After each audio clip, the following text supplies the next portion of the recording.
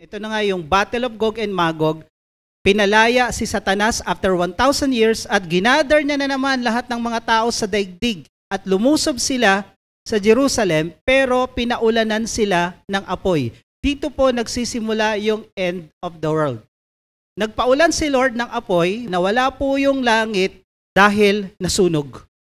Yung langit at lupa ngayon na tinitirahan natin mula nung panahon nila hanggang ngayon are stored up for fire. Hindi na po gugunawin ang mundo sa pamamagitan ng tubig at baha.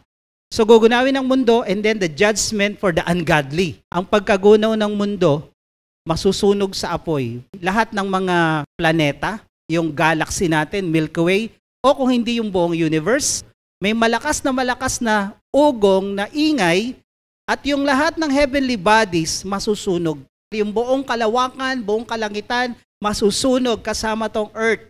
Masisira, mawawasak, mawawala, matutunaw lahat.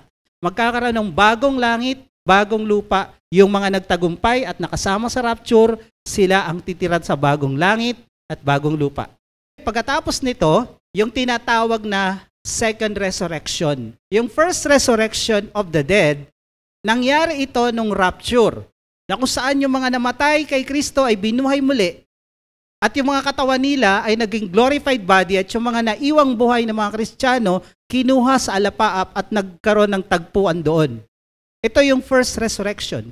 Yung second resurrection ay para na to sa mga unbeliever na naiwan. So, sa Judgment Day, ayon sa ginawa mo, ipapakita sa iyo lahat yun. So, wala na pong pag-asa pagkatapos nito. Dahil ang pag-asa ay ngayon. Habang nasa grace period tayo, under the dispensation of God's grace, may pag-asa ang sino man, gaano man kasama ang tao.